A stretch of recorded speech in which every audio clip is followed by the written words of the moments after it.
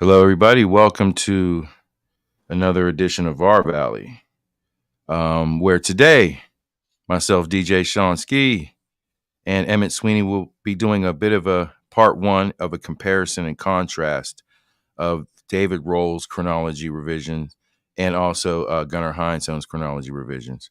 Um, I also always say, this show is not geared to. We'll criticize works, but we're not here to discredit any other scholarly works just because they may not align to what we subscribe to.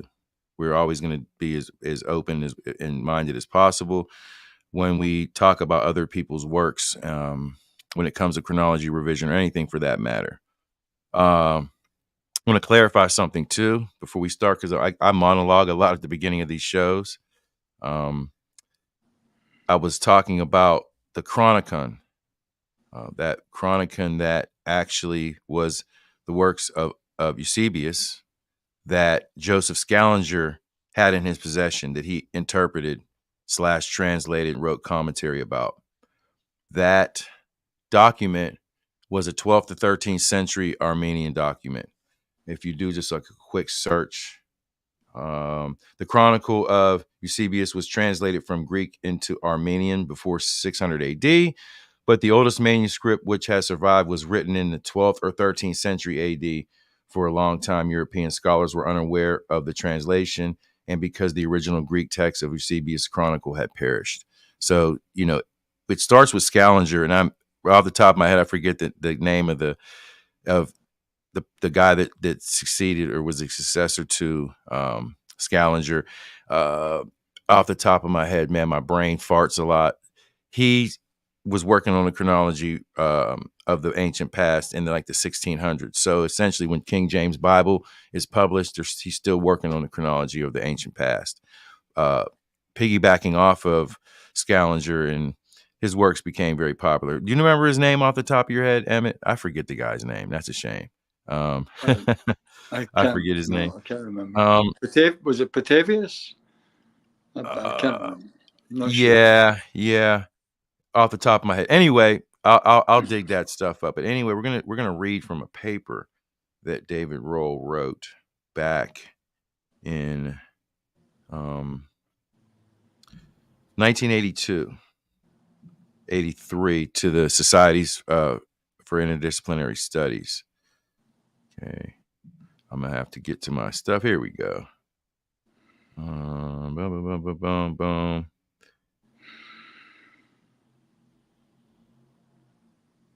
Here we go. Uploading, processing. We'll get to it. Just bear with me for a second. I don't have this stuff locked and loaded. We're going to add this to the stage.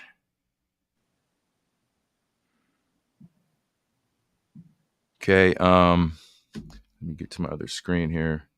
Ladies and gentlemen, just bear with me for a brief moment. Here we go. This is an alternative to the Velikovsky chronology for ancient Egypt. Now, let me see. I want to screw this up. Here we go. All right. Make sure I have my glasses set. For some years, a number of the society's historians have been endeavoring to provide a new model for ancient Near Eastern chronology in an attempt to answer the criticisms leveled at Velikovsky's work in Ages and Chaos. This is very small. Ramses II in his time in the Peoples of the Sea.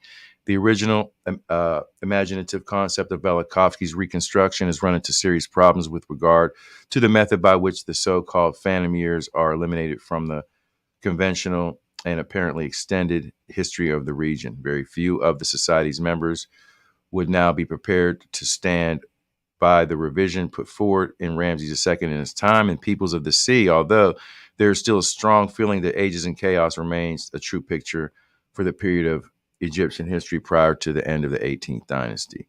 Now, I'm going to just kind of flash forward here a little bit. And again, this is very small.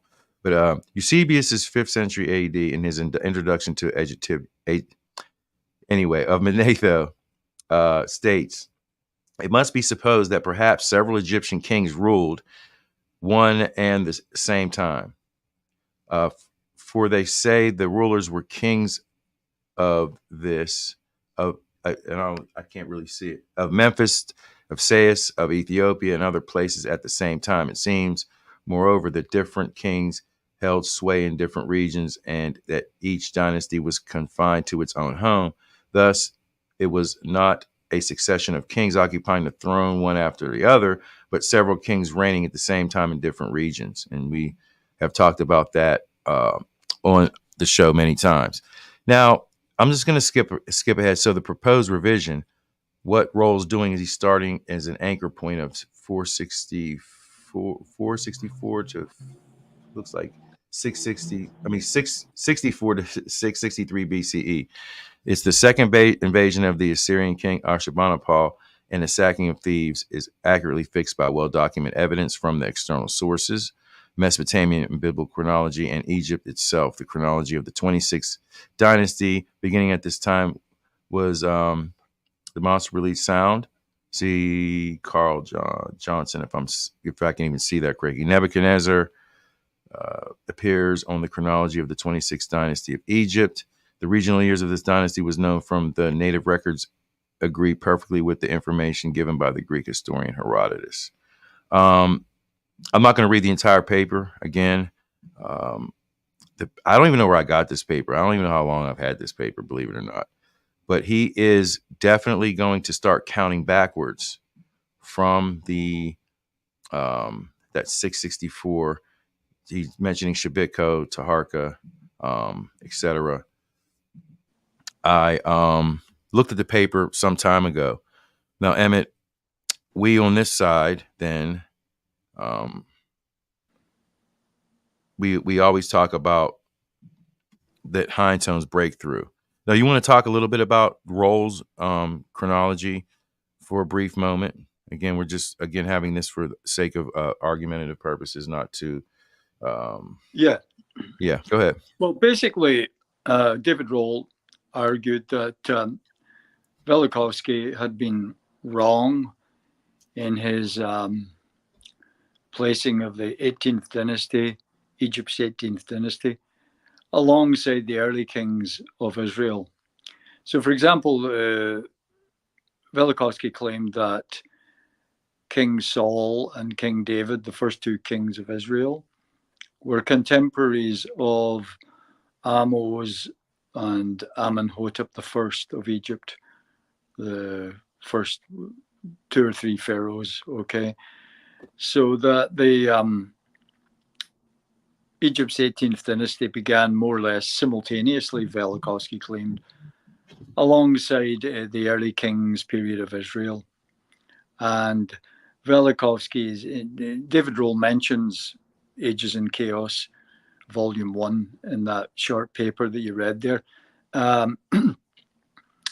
Velikovsky built a very, for many people, very satisfactory, in fact, even spectacularly fascinating picture where he synchronized the early pharaohs, the pharaohs of the 18th dynasty, with the early kings of Israel. The most fascinating synchronism being, of course, where he claims the Queen Hatshepsut was identical to the Queen of Sheba and was a contemporary of King Solomon, and that Queen Hatshepsut's visit to the land of Punt, or her expedition to the land of Punt, was in fact the journey of the Queen of Sheba to Israel, recorded in the Book of Kings. From that, Velikovsky then claimed that after Hatshepsut's death, Thutmose III, the Napoleon of Egypt, the greatest conquering pharaoh of Egypt's history, who admittedly conquered the whole of Palestine and Syria, as far north as the Euphrates River, that he was the pharaoh Shishak, who, according to the Book of Kings, after the death of Solomon, Pharaoh Shishak came out of Egypt, besieged Jerusalem and plundered the temple of Jerusalem, and made the whole of Judah and Israel tribute to Egypt. Um, this was argued very extensively, very in great detail by Velikovsky in Ages and Chaos, this identification. And after the death of Jeroboam and Rehoboam, the first kings of the divided kingdom of the northern kingdom of Israel and the southern kingdom of Judah, another pharaoh, or an Ethiopian, the Bible tells us, came out of Egypt. Zerah, the Ethiopian, with 1,000,000 men, it said, and attacked the kingdom of Judah under its king Asa, and was actually defeated. And Velikovsky argued again quite convincingly that the Ethiopian king Zerah was in fact Amenhotep II, the son of Thutmose III. Furthermore, the identification of some of these pharaohs as Ethiopians is explained by the fact that the Theban dynasty, the 18th dynasty, was a Nubian in origin.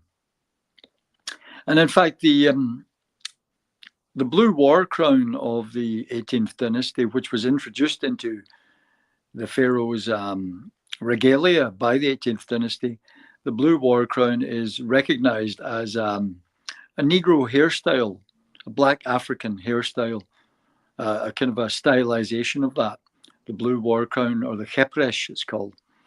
So it's recognized that the 18th dynasty was at least partly of black African origin, Nubian origin. And so Zerah would be described accurately enough as an Ethiopian. And the Queen of Sheba was described by, remember, Josephus, as Queen of Egypt and Ethiopia. So Ethiopia being at that time Nubia, of course, okay? So Queen Hatshepsut would then accurately be described as a Queen of Egypt and Ethiopia. So some of the synchronisms established by Velikovsky were spectacular and touched on some of the most romantic episodes, I suppose, in the Bible, some of the most fascinating. But David Rohl comes along and says, look, because Velikovsky introduced this division between the 18th dynasty and the 19th, which we discussed in an earlier, you and me discussed earlier, Sean. He says we have to throw out the whole of Velikovsky's proposal and begin again from the beginning. And David Rohl began to look in detail at the Amarna documents, which are a series of royal correspondences from the time of Pharaoh Akhenaten. Some of them date from Akhenaten's predecessor, Amenhotep III, and a few are supposedly dated to the time of Tutankhamun as well. But mainly they're from the time of Akhenaten. And the Amarna letters, they're written in cuneiform. They're on clay tablets discovered at Amarna, which was the site of Akhenaten's new capital of Akhetaten, which was abandoned shortly after Akhenaten's demise or removal from the throne. And these documents give a kind of a detailed look at life in Syria, Palestine during the final years of the 18th dynasty. And David Rohl argued that the Habiru who are mentioned in these documents, these kind of freebooters or outlaws, the Habiru, are in fact the Hebrews. And that one of these Habiru, whose name is Dadua, must be King David, the original, the David of the Bible. And so David Rohl basically argued that The king's period of Israel, the early king's period of Israel, comes at the end of Egypt's 18th dynasty, not at the beginning of Egypt's 18th dynasty, as Velikovsky had claimed. So David Rohl, he agreed that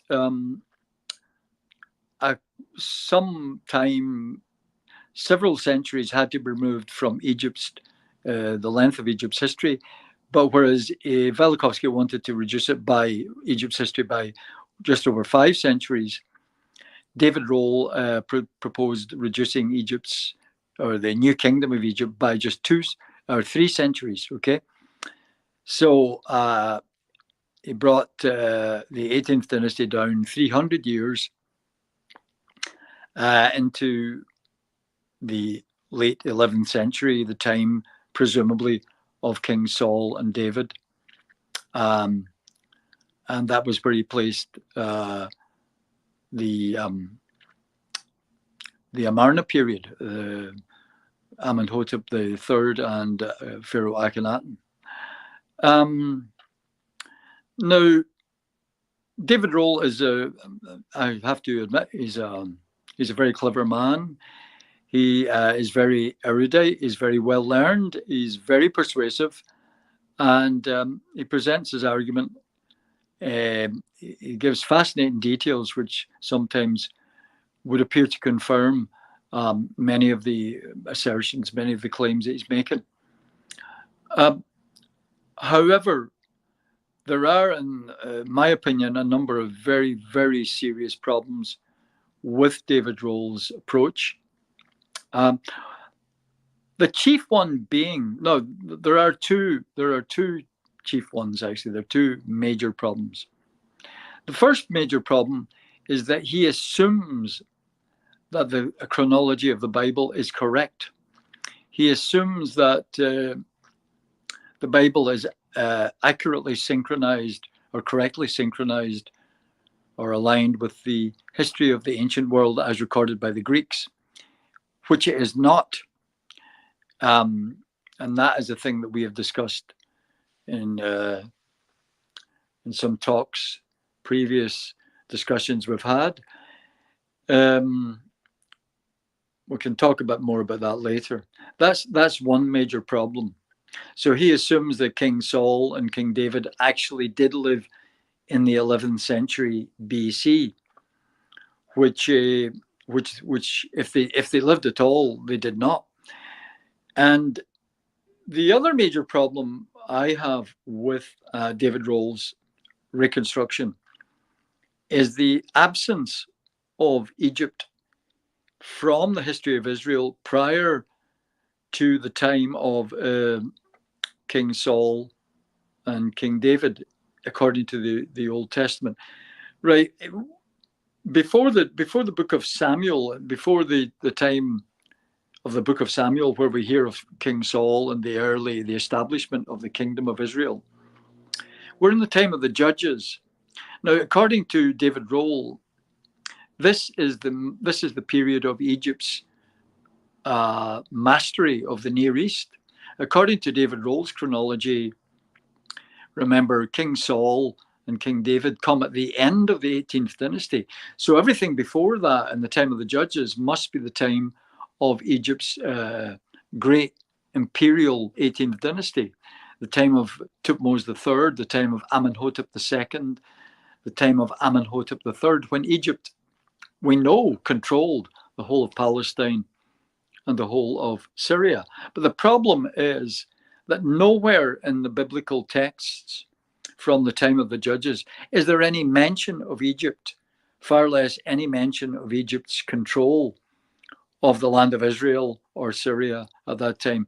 There is no mention of Egypt whatsoever. There is no reflection of Egypt's power or Egypt's control during the entire time of the judges, or in the early period, in the period of King Saul or King David. On the contrary, the dominant power in that area at that time are the Amalekites and the Philistines. Now, the Amalekites are clearly an Asiatic people. They are not Egyptians. And in fact, in one place in the book of Samuel, an Amalekite owns an Egyptian slave. And Velikovsky himself drew attention to this, So this is an indication that Egypt was a subordinate, was subordinate to the Amalekites, this Asiatic power at that particular time. Now, the Philistines aren't Egyptians either by any stretch of the imagination. Their home is along the coastline of Palestine, Gaza, Ashkelon, Gezer, and these Ashdod and Jaffa. These are the cities of the Philistines. They're not Egyptians, and they have, as far as we know, nothing to do with Egypt. So during this time, when we would expect the Egyptians to have Egyptian power and Egyptian control to be reflected in biblical texts, there is no mention of Egypt at all. And this is a big problem for David Rohl's reconstruction of the whole period. These are just two of the major problems. There are many, many more, but in my opinion, these are the two major problems. Mm-hmm. Now, I got friend's name is Nagiti Hawkins. He did send me an outline of the new chronology from David Rohl's book, Pharaohs and Kings, A Biblical Quest.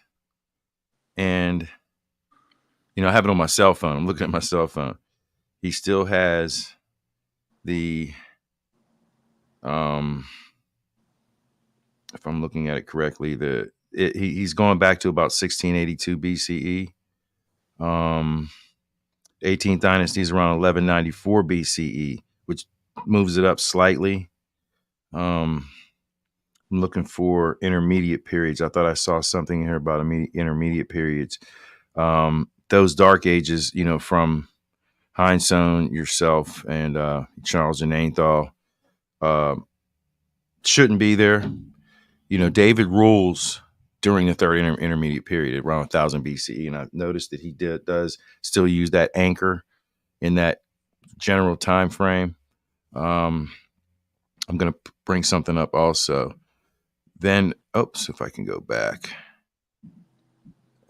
Let's see. Come on. Here we go.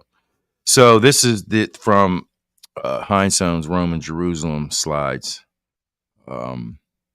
Pre-Christian history is in chaos because modern researchers work with 3 different dating systems whose origins even many chronology specialists are not aware of. In the late 19th and early 20th centuries, the 3rd and 2nd millennium BCE was linked to the biblical Abraham date, oscillating around the 21st century BCE. The 2nd millennium found its anchor in pseudo-astronomic retro calculations from the Amarna period before and after 1400 BCE, and the 1st millennium BCE was tied to the biblical chronology for Israel and Judah. The Greek scholars of antiquity, on the other hand, dated all Near Eastern empires between 1000 BCE and Alexander the Great.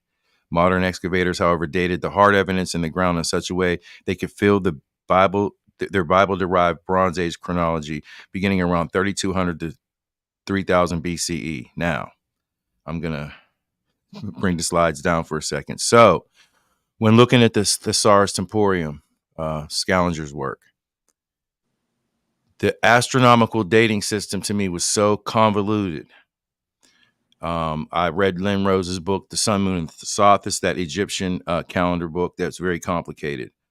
That Amarna and 18th dynasty seems to be where that astronomical date comes from. Then you can retro-calculate Abraham's birth to about 2000 to 2100 BCE. Then the history of Judah and Israel used in the 1st millennium also becomes very, very problematic. Extremely problematic from our take here. That seems to be where all the confusion comes in, because Schallenger adopted those dates in that dating system, and moving forward all the way to William Loftus, it may move a little bit, but it doesn't move very much. And that seems to be where the problem is once you look at the stratigraphy and even the science and technology development. That becomes very, very, very problematic. So then I personally then have a big problem with the ancient historians. And I mentioned this, some time ago also. I don't know if it's going to allow me to jump where I want to jump to doing it this way. Maybe it will. Let's see. And no, it didn't. I have to go all the way, the long way around. When I bring this up on my computer, I can just skip around where I want to go, but it's not going to allow me to do that. See where we are here.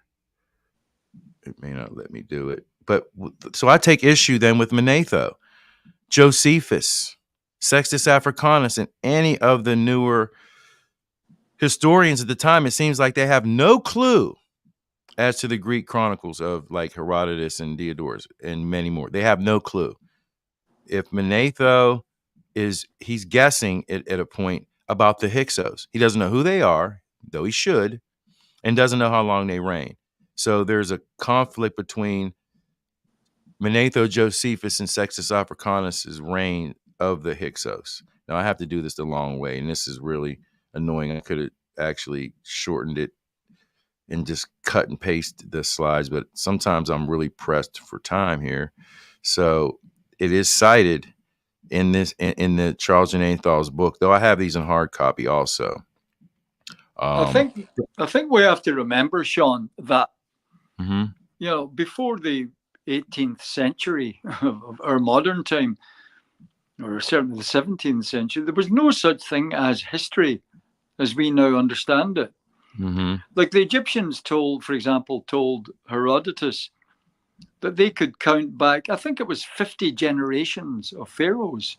50 generations, So they were claiming to count a history back 11,000 years into the past. Mm-hmm. And Herodotus more or less kind of accepted them at their word. And this is clearly nonsensical. Right.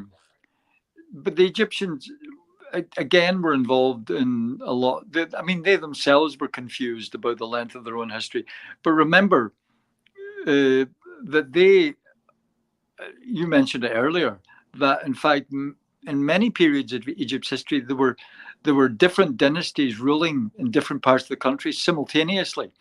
And these were listed then in sequence, but they shouldn't have been in sequence. They were simultaneous. Like, for example, during the Hyksos period, which was the actual Assyrian occupation of Egypt, there was about a dozen different dynasties, literally about a dozen. Mm-hmm. I can tell you, for example, that the sixth dynasty of Pepi, or Apepi the first and Apepi the second, is the same as the Hyksos 15th dynasty of Apopi the first and Apopi the second, right? So the sixth dynasty is equal to the 15th, and everything in between the sixth and the 15th. So that's the 7th, 8th, 9th, 10th, 11th, 12th, 13th, 14th. They're all local dynasties. These are they were called by Herodotus the Dodecarchy. Right. Right. The 10 kings. Yep. The 12 kings, sorry, the Dodecarchy. I have problems pronouncing it myself. 12 kingdoms reigning simultaneously. So the Hyksos, like the later, the Assyrians, like the later Persians, allowed local potentates to call themselves king. And they even allowed themselves to surround their name with a royal cartouche. So that these were numerous dynasties which were reigning simultaneously, which were counted then by the Egyptian chroniclers in sequence, thereby enabling them to extend their history into some kind of a vast antiquity. And the same thing happened under the Persians. You go to Egypt now and you look for monuments of the Persian period. Well, you won't find them. There's nothing there obviously Persian looking. That's because what the Persians did is they allowed local potentates to set up independent dynasties in the different regions, the different nomes of Egypt. Mm-hmm. And so, for example, I can tell you that everything between the 20th and the 30th dynasty, or the 29th dynasty, So that's 9 dynasties were actually local priest king dynasties ruling under the Persians. So that in fact, again, just as under the Hyksos, there are numerous minor kingdoms which are ruling over small parts of the country, which are then listed in sequence as a separate dynasty reigning after the one supposedly that came earlier. And by this method, the Egyptians were enabled to extend their history back into an incredible antiquity. The Babylonians did the same thing. They talk about kings who reigned, 50 and 100,000 years ago. Yeah, right. We've talked about that also. This right here, I'll interrupt you for a second. I wish it was bigger. This is from Pillars of the Past, Volume 3, the Egypt and Palestine book by Charles Jananthal. And he's mentioning about the duplications and triplications of history, essentially. When we get to Manetho, that's where I'm like, what the heck is going on here? Let's see if I can find it. It is very small. Let's go back. Boy, oh boy. I wish this was bigger, but it isn't. Because they're misciting each other between Manetho. Here we go. This is a citation. The fact that Manetho, writing of the Hyksos 1,500 years later, describes a brutal invasion rather than a gradual peaceful immigration should probably be understood in the background of his own times, when the invasions of Egypt by the Assyrians, Babylonians, and Persians in the 7th and 6th centuries BCE were still fresh in the Egyptians' consciousness. I'm looking exactly for the citation of the years of reigns here we go. The length of the rule of the Hyksos is unknown to us as the number of kings. Manetho makes 2 dynasties, which is 15 and 16 rule, which according to Josephus, who cites him, reigned 511 years altogether over the whole of Egypt. Whilst the tables of Africanus gave 284 years to the 15th dynasty, an evident misquotation of Josephus 269, if I can see that properly, 260, I'm sorry, and 518 years to the 15th dynasty. For the fifth, if that's, oh my goodness, my eyes. Looks like the 16th dynasty, according to Africanus, 43 years, and 43 Theban kings ruled 151 years. It is impossible for these figures to be correct, but there is no means of getting at the historical truth, even approximately. That, to me, whenever I read stuff like that, again, has me very, very, very perplexed as to how they don't know the Greek history at that point. What is going on? I asked Gunnar Heinsohn that question, how he feels about these sources. I think he answered and said that, mentioned maybe it's political, at the time. It to me makes no sense. How do you forget things over several centuries? Do you have access to the Library of Alexandria? Probably not. Doesn't seem that way. Libraries wouldn't be like libraries we have today, universities, public libraries, etc. No. But they have no clue as to what's going on. They don't have a clue. I'm sorry, they have no clue. That's where I looked and say, hey, these written sources cannot be taken as historical evidence. We have to have more. And of course, we talk about the Heinsohn breakthroughs, and I'll pull up some quick slides. Again, I show these slides a lot. Gunnar Heinsohn was kind enough to share this stuff with me, and there's some key points here that I just wanted to touch on. Even when we talk about the first millennium, you have biblical narratives for altogether 890 years without strata in Jerusalem during the 1,060 years from 1200 BC to 140 BC. And on the right, you have Jerusalem's strata with textbook dates that fit the biblical narratives without strata. And I don't see why the more prominent archaeologists just don't have a clue as to any of this, or why they would ignore it. I think, again, I say historians and archaeologists are very egotistical and they're arrogant, in my opinion. Working together sometimes, or communicating, is better than, being a one-man band. I talk about that in music a lot too, but that's a different story. We have the premature proto-alien capitals of the 11th and 10th century BC attributed to David and Solomon. That's Mazar's guesswork. And we have the normal alien capitals, and they were being used by the Greeks, Medes, and Persians in about the 600 to 500 BCE era. That to me is also something that just why don't people look and look at different methodologies. This methodology to me is very solid.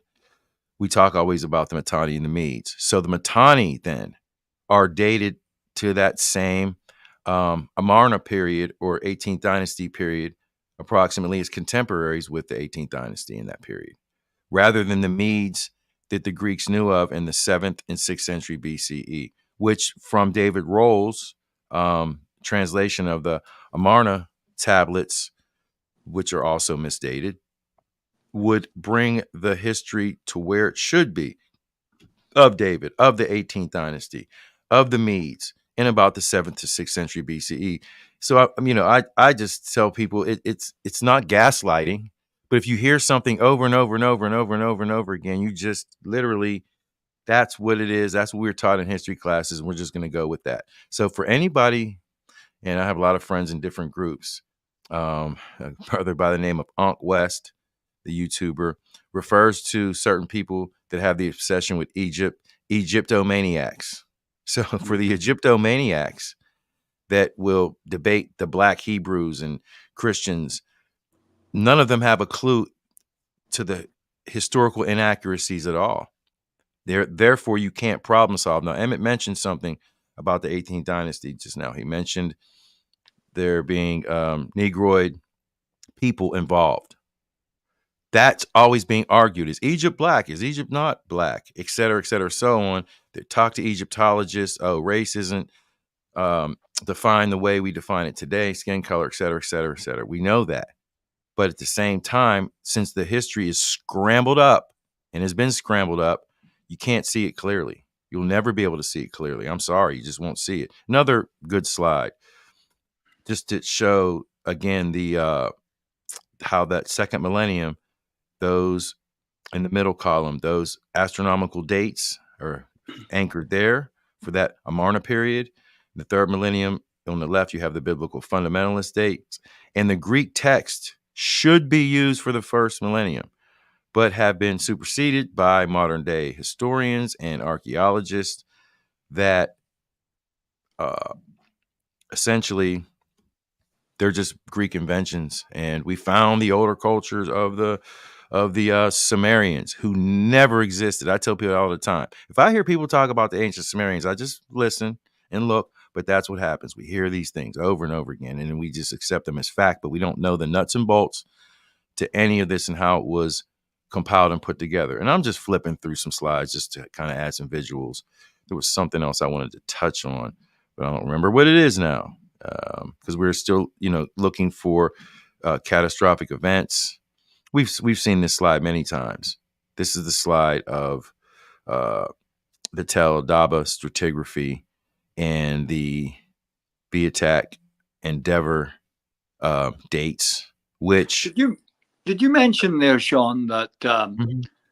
Charles Ginenthal said that the Hyksos invasion was not violent, that it was a gradual infiltration of Egypt? No, but there's two ways of looking at it. It's on one hand, it would be a violent invasion, but biblically, then would it be a peaceful thing where Joseph gets sold into slavery? It was a violent, no. And frankly, Joseph had nothing to do with it because Joseph didn't exist.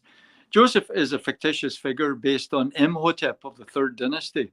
And he's used, he was created as a sort of, as a way of explaining to later Hebrews how their ancestors came to be living in Egypt.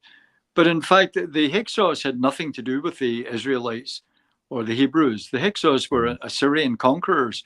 And Sargon, King Sargon of Akkad, was indeed a violent invader. He was the first builder of a world empire. And he conquered most of Anatolia, which is modern Turkey, a large part of the Iranian plateau. and Syria, Palestine, and Egypt. The Egyptian chronicles were not mistaken when they said that the Hyksos were represented a violent and brutal invasion of Egypt. The Mm-hmm. the the Akkadians at the time of the old Assyrian Empire, were armed with kinds of technology which were quite new to the Egyptians and which the Egyptians had no answer to. First being, of course, the horse-drawn chariot, which gave the Akkadians, or the early Assyrians, a major advantage in terms of maneuverability in the battlefield. Mm-hmm. They also had the composite bow and various other the hepes, which was the bronze scimitar sword, etc. So Yep. there was various technologies which the Hyksos, the old Akkadians, or old Assyrians, should I say, were using. And Mm-hmm. their invasion of Egypt certainly was violent. However, when they reached the stage where they actually controlled Egypt, then they set up a cadet line of kings in Egypt, which we call the Hyksos dynasty, or the sixth dynasty. Remember, the sixth dynasty is the same as the 15th. And the two major kings here are called a Pepi or Pepi the First or a Pepi the Second. Mm-hmm. And they posed as Egyptian pharaohs. They built pyramids for themselves. They had themselves portrayed as Egyptian pharaohs, and they took on the appearance of Egyptians. But in fact, they were basically a cadet line, a cadet branch of the Assyrian royal family, and they owed their allegiance to the king in Nineveh, who was initially Sargon or Sharrukin. He's named Salitas or Mm-hmm. Saritas by Manetho, and Sharek by the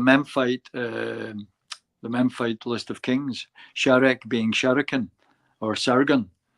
Um, so the invasion of Egypt was a violent invasion. There's absolutely no question about it.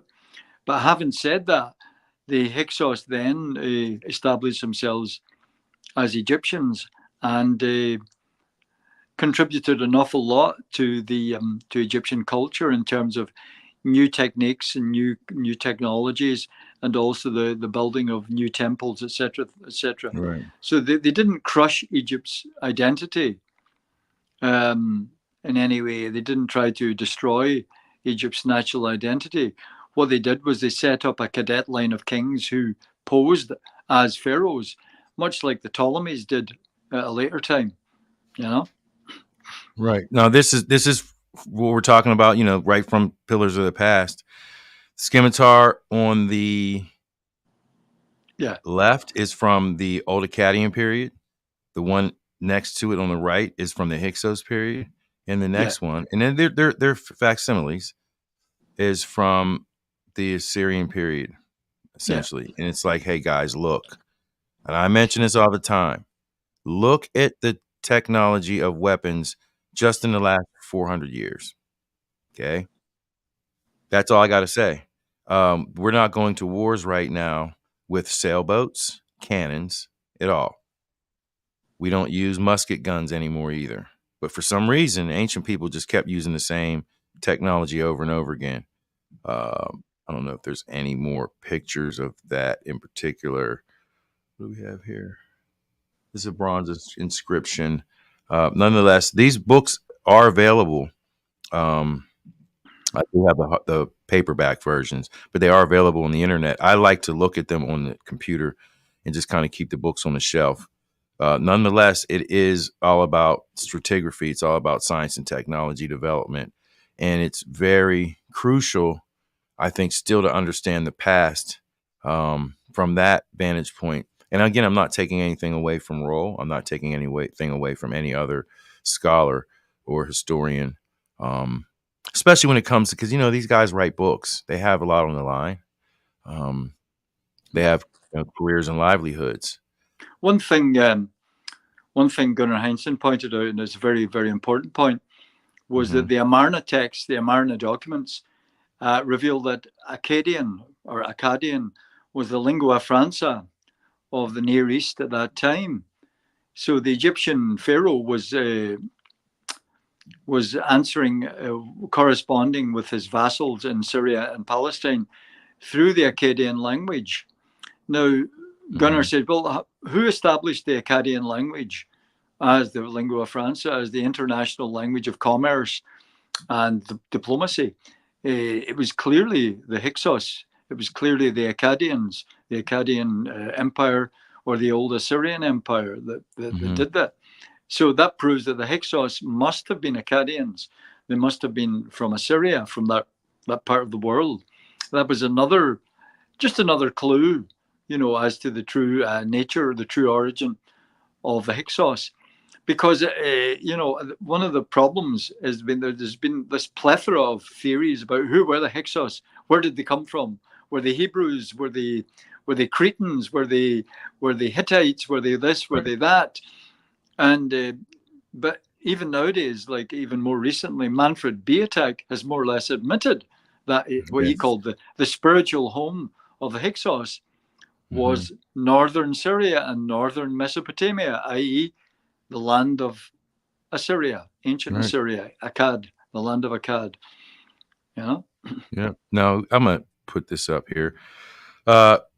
Chris Tristram, I was thinking maybe these discrepancies between stratigraphy and standard chronology might be explained by physics. We know matter density and acceleration have impact on time. And the second part was maybe the planet was accelerating faster or there was more mass. Now, I'll just make mention that when I hear guys like Dr. Tyson talk about, when the continents split and separated. Okay, I listened to Walt Thornhill and even Ted Holden talk about this stuff, and the Earth could have expanded. That gets into another dynamic that there isn't this liquid molten iron in the core of the planet. We know now that there's a paper just released about NASA discovering electrical charge in our upper atmosphere. Essentially, they've been looking for this for 60 years or something like that. They might look at our planet as a closed system. I would say it's not a closed system, that there are charged particles in space, etc. But that is a fascinating lane, if you will. But then we had a talk recently about tree rings. Okay, you have a very cold summer in over there in Ireland. Yeah, and very cold. That would affect the growth of trees, would it not? With different variables, because that's going to lead us into our other further discussions with the first millennium. We're going to enter some more evidence into that Heinsohn Illig scenario. The tree ring daters, one that Heinsohn cited, says that there's 4,000 years. There's 500 and something years that aren't accounted for. Nope. The Larsens is 284 years aren't accounted for. Well, we're getting three different dendrochronologists giving us three different scenarios. We were going to enter some more evidence into that also. We talked about San Clement, also the church that's built in the 12th century, that's right on top of the 4th century church, which is right on top of the Temple of Mithra. Because I'm more fascinated now with, and I've been looking at some papers. Am I pronouncing his name correctly? Is it Jan Beaufort? Am I pronouncing it correctly? That he has written some papers. Beaufort. Yep. Now, can I get in touch with him? I'm going to try. I still haven't been able to get in touch with Anna DeGrazia for some reason. She hasn't returned any of my emails, but I would like to talk to him because he is writing papers and written papers about Christianity. I'm really intrigued about the transition between Mithraism to Christianity in those. Maybe we could talk sometime. Sean, about the actual geological evidence about the Earth's past catastrophes and the age of certain features of the Earth. For example, there's a lot of evidence to suggest that the Atlantic Ocean is not nearly as old as is claimed. Now, it's claimed in the textbooks that the Atlantic was already forming in the time before the end of the age of the dinosaurs, the Cretaceous period. And yet we have tropical animals on either side of the ocean. We have monkeys in the New World. and monkeys in Africa. Now, the problem is that these primates only evolved, appeared much, much later than the time of the dinosaurs. Now, how did they get across the Atlantic then? Because the Atlantic Ocean was already supposedly formed or partly formed. Mm-hmm. It was supposedly about 500 to 1,000 miles wide at the time of the end of the dinosaurs, at the end of the Cretaceous period. So, how did these primates, these early primates, get across that ocean? Mm-hmm. Believe it or not, they actually tell you that some of them floated across in island of mangrove swamps, Oh, which is wow. absurd. Like, um, then we have tapirs as well, another tropical animal of the tropics, found in Africa and found in South America. Again, how did it get across the ocean? They didn't come up through the Bering Strait, which is icy cold the whole Mm-hmm. year round, nor did the monkeys. So there are major problems regarding the age of the Atlantic Ocean and other major features like that. And we could talk sometime about Yeah. Velikovsky's theories about cataclysmic upheavals of the Earth's tectonic plates, etc., and a Mm-hmm. rapid movement, very rapid movement of the plates, very rapid mountain building, and very rapid mountain sinking, if you Mm-hmm. like. Right. Certain features of the Earth's topography Right. sank into the ocean in very recent times. Right. Right. Um, so these are other issues that could be discussed at some stage. Right. And a lot of salt. That's the thing. The oceans, man. You got fresh water inland, and you have a whole bunch of salt water out there. That's Yeah. something else to talk about too. Let me see what I have here. Oh no, this is the Russian paper here. And it is translated. They talk more about flamenco, and they're actually still, as I'm flipping through this, just to kind of put it in a nutshell, looking for answers, looking at documents, literary hoaxes and fakes. I mean, they're making some strong accusations in there too, but this is a really good paper. It's very long.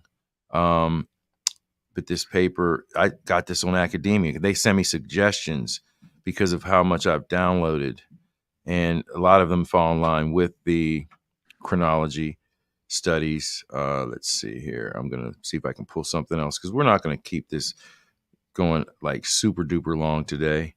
Let's see. Boom, boom, boom, boom, boom. I don't even know if I have it because I'm using two computers. So let everybody know. One is for music and the other one is for documents. So I have to move things around and email myself different materials. I'm going to take another quick glance here.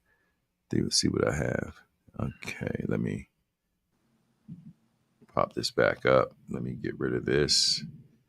I'm going to pull something else up here just to kind of see if I can find it. No, I have to go to my desktop. Once again, I like to keep things on my desktop so I can grab them quickly. Why can't I see it here? Here we go. And let's add this. Let's see how long it takes to upload this. Hopefully it uploads it quick. This is the Dark Age of Greece document that I have. I didn't have it ready, so it's processing at this point. Once again, we invite people to chat and ask questions. I'm doing an investigation essentially as a journalist. Look at me that way. I'm not claiming to be a scholar. I just read a lot of books. Thank you, Dr. Richard Lamberski, who is the Dean of the Communications Department, or was the Dean of the Communications Department at the Indiana University of Pennsylvania. Thank you for all the tutelage and all the encouragement in my years of struggling through university work. He promised me that I'll never look at anything the same ever again once he's done with me. And he surely was right. I implore those. This is The Dark Age of Greece by Velikovsky. I have a ton of PDFs that somebody years ago, when on the Electric View podcast with Neil Thompson shared with us. I don't even remember who it was. And I just grabbed the whole lot, and I have hard, copies and paperback copies of Velikovsky's work, but then I have a bunch of PDFs. But the Greek Dark Age is something else that I'll mention quickly. So, Emmet, in a nutshell, no Greek Dark Age, No. correct? No Greek Dark Age. For any of the other critics that I may have in other groups, Yeah, the Mycenaean age is contemporary with the Archaic age and the Geometric age. So really, the Mycenaean period, the period of Mycenae and the great heroes of Greek legend and myth, ends around the 7th century. The Trojan War, for example, is almost certainly an actual historical event which occurred probably around 730, 740 BC. And immediately corresponded with the Greek colonization of the islands, the shoreline of Asia Minor, or Turkey as we call it now, and the establishment of Greek settlements such as Miletus and Ephesus, etc., or Ephesus, along the shoreline of the Aegean, the Aegean coast of Asia Minor, as it was called then, or Turkey. So it was part of a general Greek expansion at that particular time, the Trojan War, and the effort to destroy Troy was Troy represented a coalition of local powers who were allied, in fact, to the Lydian kingdom, the Lydian Empire, which is identical to the Hittite Empire. Their allies were the Hittite or Lydian kings in Hattusha, and Sardis was one of their capitals, but Hattusha was the main capital at the center of Anatolia, and the Trojans were allied to them. But the Greeks, this was a major Greek expansion, and it was around that time, around 700 BC, that the Greeks also colonized Sicily and southern Italy, which became known as Magna Graecia, or Greater Greece. There were so many Greek colonies there at that particular time. So it was this great age of Greek expansion around the late 8th, early 7th century BC, which established all these Greek colonies throughout the Eastern Mediterranean. That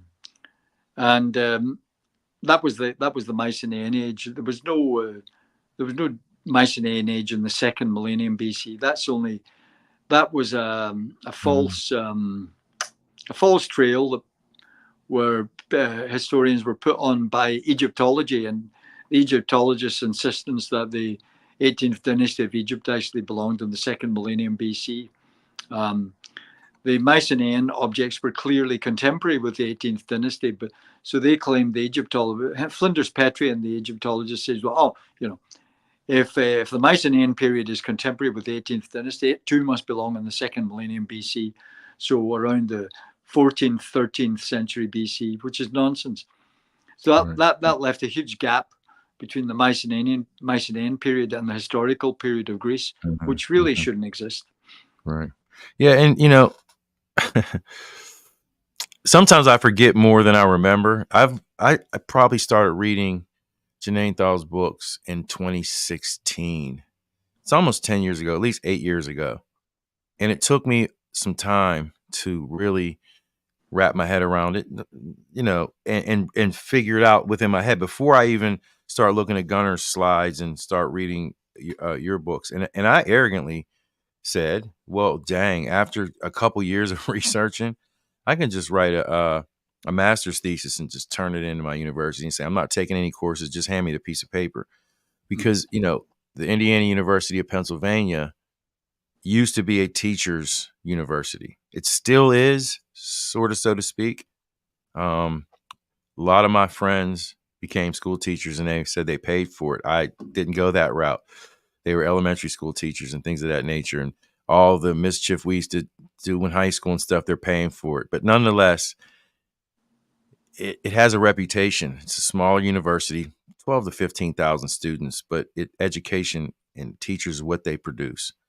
And I would beg the university then that every student, and somebody else had mentioned this too in one of the Velikovsky videos, should read Velikovsky and have to write at least one paper on whether it be the Ages in Chaos or Earth in Upheaval or the Ages in Chaos series, we'll call it.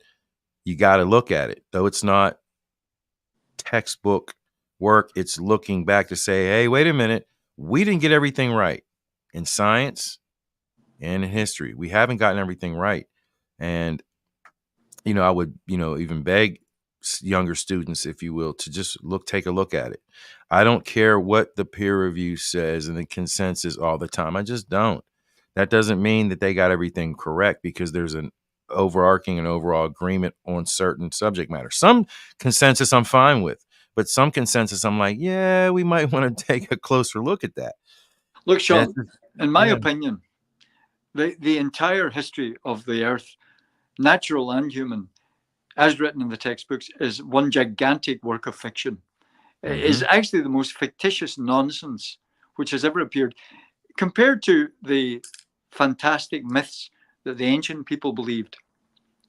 They were reasonable and sensible compared to the absolute hogwash that is published as science and history nowadays. I would state that without any question whatsoever. Almost everything that is stated in the textbooks is bullshit of the worst kind, if you pardon my French. Yeah. I mean, you can say that Bullshit here. of the worst kind. Yeah. It's all involved in massive suppression of evidence. The evidence that the mammoths, for example, were exterminated in a single day is overwhelming. And they know it's overwhelming. And they've known this evidence for well over a century, 1.5 centuries.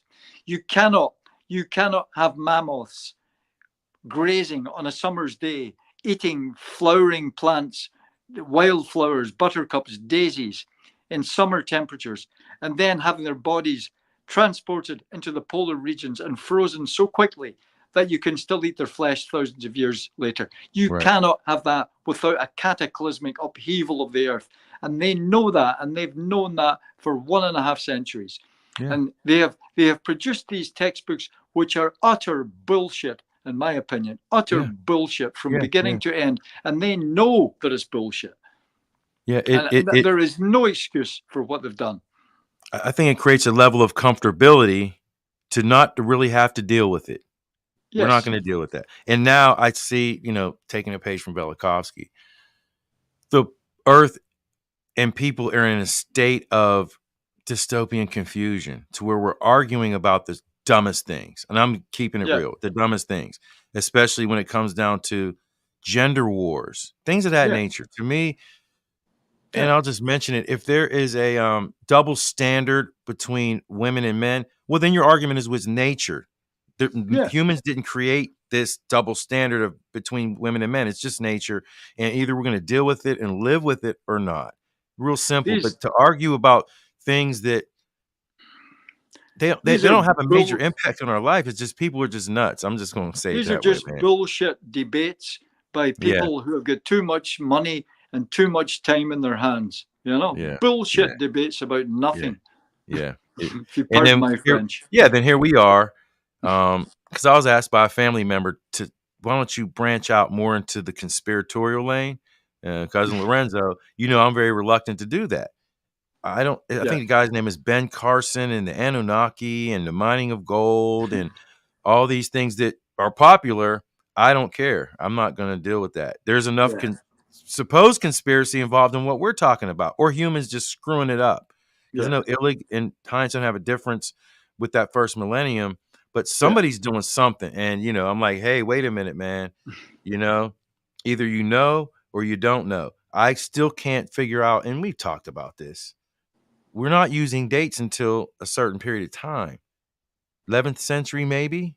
Yeah. So how do you know that you were 1,100 years or so, or 1,000 years removed from Christ? How do you know that unless you kept accurate records of that? You don't know. What ended, like, me and a buddy many years ago did an experiment.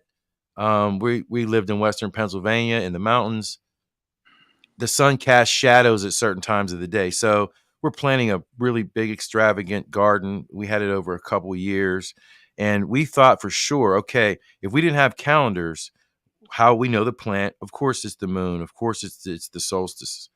But we calculated uh, the movement of the sun, and the third year decided not to water. We're going to let nature do its thing. We're not going to weed it or anything. In our calculations, though, it'll tell you in the back of a pack of seeds when to plant. We still had a calendar, but the sun wasn't in the same position the next year as it was the previous year, not previous 2 years, but the previous year. And I was like, what the? We're off by like 10 degrees. And we're like, well, the sun doesn't always have, is never in the same place from year after year, not in the exact same place. It doesn't work that way. It was a funny experiment that we were both like, my son and myself, thinking it's 2016. We have the telescope outside, and he's like, hey, look at that. Well, that is definitely Saturn. And we see Mars, and we also see Venus. So we tinkered around. It took us so long to be able to even catch a glimpse of Mars, which was fascinating once I caught it, because it's not easy to use a telescope, and we didn't have the greatest telescope in the world. But then the next year, Saturn, Mars, and Venus weren't in the sky that way. And I was thinking, okay, well, maybe next year we can see the same way we did. No, we didn't. It was beautiful to try to capture Mars. That was just breathtaking. But nonetheless, it didn't happen again that way. So if you're telling us now that, okay, this long ago Jesus was around, and then in 600 BC this happened, and in 2000 BC that happened, I'm saying BS also. It's BS. Last point, something that fascinated me for years, and I still have the papers somewhere, because Velikovsky's claim of the Deakin astronomical ceiling, Senuat's tomb, if I'm pronouncing it correctly, in Egypt. He's claiming that the constellations are backwards because of the position of Orion. It's backwards, okay. My thing is, many have tried to retrocalculate that date and the month and date and year of that event. And guess what? It never works. You cannot retrocalculate and count backwards to capture that scene, because Mars, I know, is not in that scene on that astronomical ceiling. But you can't retrocalculate it. It doesn't work. So all this stuff we're talking about, and any experiment you want to try to use, now there's computer software, it doesn't work, because we talk about 360-day calendars. That's another bunch of BS, meaning this, the intercalary days. If we have a 360-day calendar in Egypt, the scholars said, well, they just kept the 5 extra days in their head. That's an assumption, and it's even said to be an assumption when you look this up. So if you have a switch in that's 360 to 365, what did Velikovsky claim? Maybe the 7th century, if I'm correct. And you have 365-day calendars. Now we have 5 extra days. That would be accompanied by violent weather. I'm going to call it that, catastrophe. It should be if you jump from 360 to 365. Something happened to whereas we have 365 days from 360. And do we want to admit that to ourselves, that there were only 360 days in a year? We probably don't. The Deakin calendars in Egypt show that. There's 10 months and 36 deacons, the way they calculate it. 360 days, done.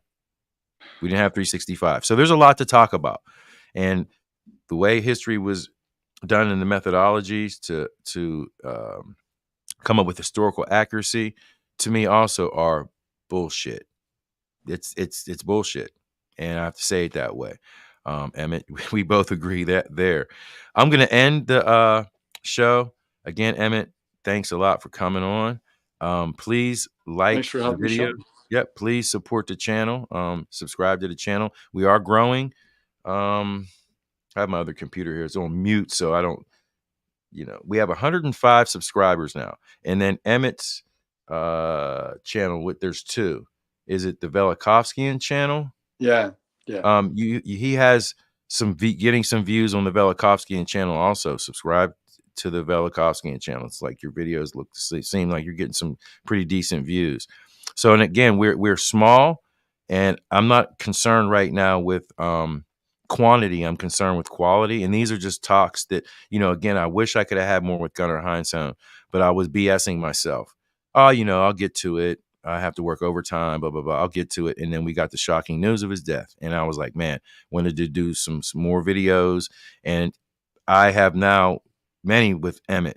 There's some other ones. Jacob is going to move over to this channel too, so we can start getting some views on it over here. He's going to move the 2 over. I think he said, move them over here. So again, ladies and gentlemen, I'm going to end the stream, and thank you very much for tuning in. Till next time, Emmet. Thanks a lot. Thank you. Mm-hmm.